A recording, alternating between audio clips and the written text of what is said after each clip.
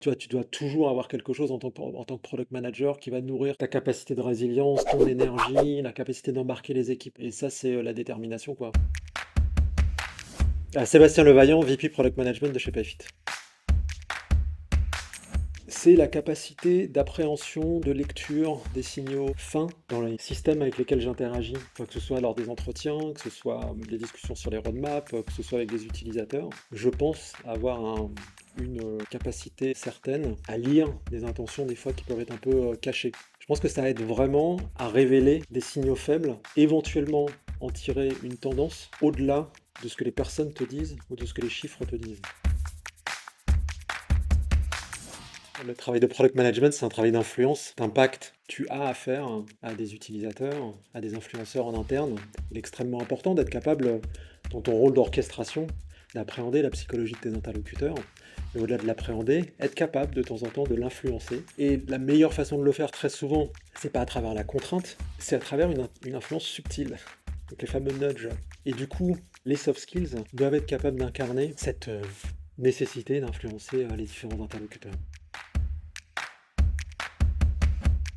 La curiosité. Tu peux avoir une super belle carrière en étant product manager, mais si t'es pas curieux, t'es mort, quoi.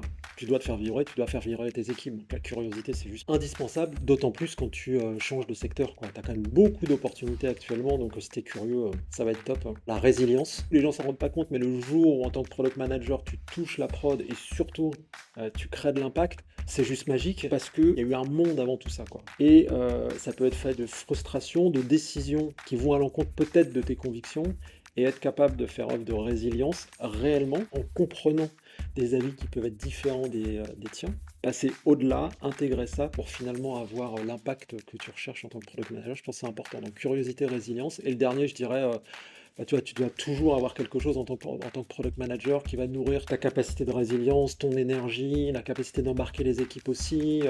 Et ça, c'est la détermination, quoi. Faut que ce soit pas caricatural. Encore une fois, c'est pas la détermination en mode autocratique, j'ai raison, je sais, mais la détermination pour tes utilisateurs, pour ton équipe, pour toi aussi approfondir ton art d'être product manager. Donc, curiosité, résilience et détermination.